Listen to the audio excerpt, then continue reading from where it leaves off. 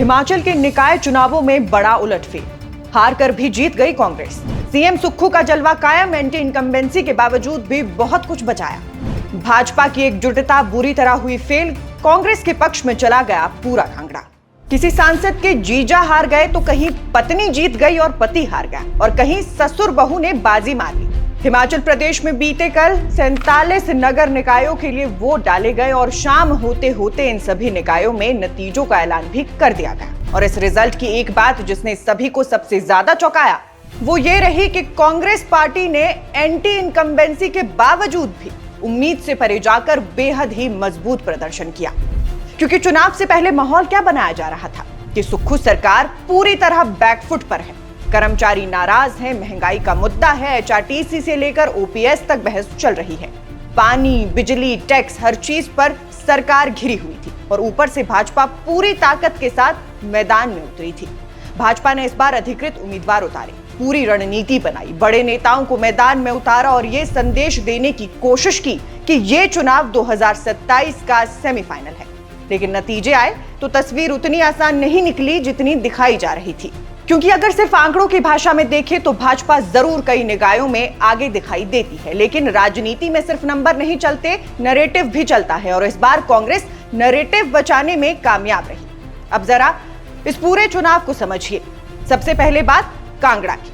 कांगड़ा यानी हिमाचल की सत्ता की चाबी, जिस जिले को जीतना मतलब आधा हिमाचल जीतना माना जाता है। और इसी कांगड़ा में भाजपा को सबसे बड़ा झटका लगा। कांग्रेस ने नूरपुर जीता, ज्वालामुखी जीता, देहरा में सेंध लगा दी, कांगड़ा नगर परिषद में जबरदस्त प्रदर्शन किया, शाहपुर में भी मजबूत उपस्थिति दिखाई। बीजेपी को सबसे बड़ा झटका तो देहरा में लगा। मिसेस सीएम कमलेश ठाकुर के नेतृत्व में यहां कांग्रेस ने पूरा जोर लगाया और उन्हें सफलता भी मिली। जहां भाजपा पिछले करीब 20 साल से मजबूत मानी जाती थी, जहां लगातार अध्यक्ष पद भाजपा के पास रहा, वहीं इस बार भाजपा सिर्फ 2 सीटों पर सिमट गई। और सबसे बड़ी बात, यहां से लगातार 3 बार अध्यक्ष रह चुकी सुनीता कुमारी चुनाव हार गई। यानी जनता ने सिर्फ पार्टी नहीं, चेहरों को भी संदेश दिया। अब ज्वालामुखी की तरफ मुड़े तो 1995 से यहां कांग्रेस का कब्जा है और 2026 में भी कांग्रेस ने वही इतिहास कायम रखा। 9 में से 7 सीटें कांग्रेस समर्थित उम्मीदवारों ने जीत ली। मतलब साफ है, भाजपा की तमाम तैयारियों के बावजूद कांगड़ा पूरी तरह भगवा नहीं हुआ। और यही वो चीज है जिसने राजनीतिक विश्लेषकों को चौंकाया। क्योंकि चुनाव से पहले भाजपा को उम्मीद थी कि एंटी इनकम्बेंसी की सबसे बड़ी मार कांग्रेस को कांगड़ा में पड़ेगी, लेकिन हुआ उल्टा। कांग्रेस ने यही सबसे मजबूत वापसी कर दी। और वही बात अगर मंडी की करें तो मंडी भाजपा का गढ़ है। 2022 विधानसभा चुनाव में भाजपा ने यहां 10 में से 9 सीटें जीती थी, लेकिन निकाय चुनाव में तस्वीर बदलती दिखी। नेरचौक में कांग्रेस समर्थित उम्मीदवारों ने शानदार जीत दर्ज की। करसोग कांग्रेस के खाते में गया। रिवालसर में भी कांग्रेस मजबूत रही। हालांकि सुंदरनगर, सरकाघाट और जोगिंदरनगर में भाजपा ने बढ़त बनाई, लेकिन जोगिंदरनगर की कहानी अलग ही निकली। यहाँ ऐसा उलटफेर हुआ जिसने सबको हैरान कर दिया। 2 पूर्व अध्यक्ष हार गए, 1 पूर्व उपाध्यक्ष हार गया, कई पुराने चेहरे साफ हो गए और सबसे दिलचस्प बात, पति पत्नी दोनों मैदान में थे। पत्नी चुनाव जीत गई और पति हार गया। यानी जनता ने इस बार रिश्तों से ज्यादा मूड देखकर वोट दिया। वहीं शिमला जिले के रामपुर में कांग्रेस को सबसे बड़ा झटका लगा। रामपुर, जिसे कांग्रेस का गढ़ माना जाता है, जहां विक्रमादित्य सिंह का प्रभाव माना जाता है, वहीं पहली बार भाजपा ने ऐसा प्रदर्शन किया कि मुकाबला बराबरी पर पहुंच गया। 4 कांग्रेस, 4 भाजपा और 1 निर्दलीय, जो बीजेपी के खेमे में आ गया। और पहली बार कांग्रेस के पारंपरिक किले में भाजपा ने सेंध लगाई है। कोटखाई में भाजपा मजबूत रही, जुब्बल में कांग्रेस और ठियोग में मुकाबला बराबरी पर रहा। लेकिन दूसरी तरफ कांग्रेस ने चौपाल, सुन्नी, चिड़गांव जैसे इलाकों में अपना असर बनाए रखा।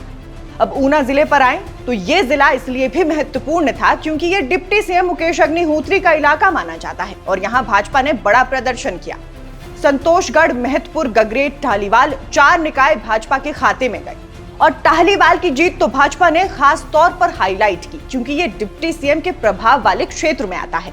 लेकिन कांग्रेस भी पूरी तरह साफ नहीं हुई। दौलतपुर चौक कांग्रेस ने जीता, अंब में भी कांग्रेस ने वापसी की और अंब की कहानी तो एकदम फिल्मी निकली। यहाँ एक वार्ड में भाजपा और कांग्रेस उम्मीदवारों को बराबर वोट मिले, फिर टॉस हुआ और टॉस से कांग्रेस जीत गई। अब सोचिए, हिमाचल की राजनीति में सरकार और विपक्ष के बीच फर्क कई जगह सिर्फ 1 वोट का था। कहीं टॉस फैसला कर रहा था, कहीं नोटा खेल बिगाड़ रहा था, तो कहीं निर्दलीय किंग मेकर बन रहे थे।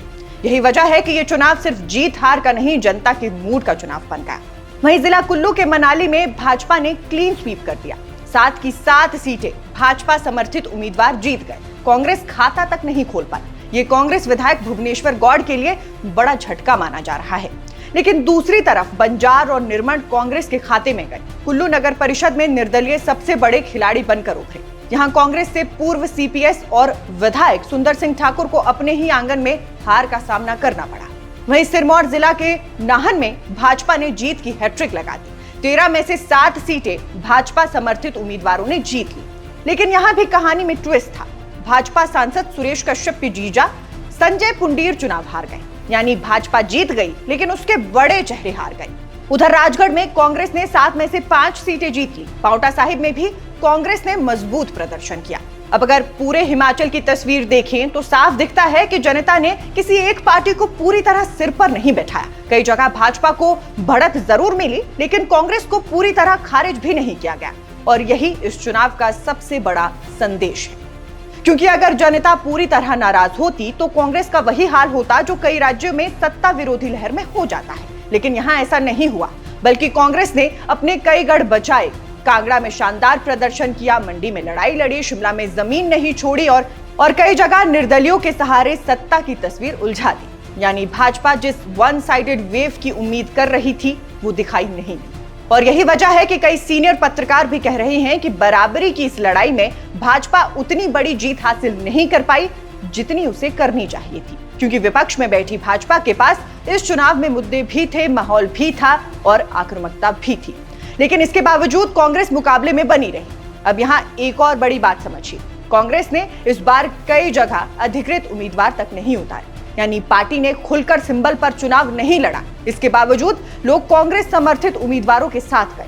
यानी स्थानीय स्तर पर सुक्खू सरकार के खिलाफ नाराजगी जरूर है, लेकिन वो अभी सुनामी नहीं बनी। और शायद यही वजह है कि मुख्यमंत्री सुखविंदर सिंह सुक्खू ने भी नतीजों के बाद इसे जनता का विश्वास बताया। उन्होंने कहा कि जनता ने सरकार की जन कल्याणकारी नीतियों पर भरोसा जताया है। वहीं भाजपा प्रदेश अध्यक्ष राजीव बिंदल ने दावा किया है कि जनता ने कांग्रेस सरकार के खिलाफ जनादेश दे दिया है। अब दोनों अपने अपने तरीके से जीत बता रहे हैं। और सच भी यही है कि ये चुनाव पूरी तरह किसी एक के पक्ष में नहीं गया। लेकिन अगर राजनीति की बारीक भाषा में समझें तो चुनाव में सबसे ज्यादा फायदा कांग्रेस को हुआ है। जहां भाजपा इन नतीजों को 2027 की शुरुआत बताएगी, वहीं कांग्रेस इन्हें अपनी वापसी की बुनियाद बताएगी। मगर एक बात तय है, हिमाचल की राजनीति अब पूरी तरह लोकल हो चुकी है। अब सिर्फ मोदी फैक्टर या सिर्फ सरकार विरोधी लहर अकेले चुनाव नहीं जिताएगी।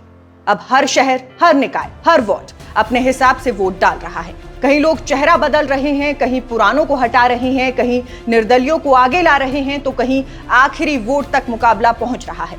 और यही लोकतंत्र की सबसे दिलचस्प तस्वीर भी है, जहां एक तरफ भाजपा जश्न मना रही है, दूसरी तरफ कांग्रेस राहत की सांस ले रही है। जनता दोनों पार्टियों को सिर्फ एक ही संदेश दे रही है, अभी खेल खत्म नहीं हुआ है। इसलिए अब आप दर्शक इन चुनाव परिणामों को लेकर क्या सोचते हैं, हमें कमेंट बॉक्स में जरूर बताइएगा। अभी फिलहाल के लिए इजाजत चाहूंगी। नमस्कार।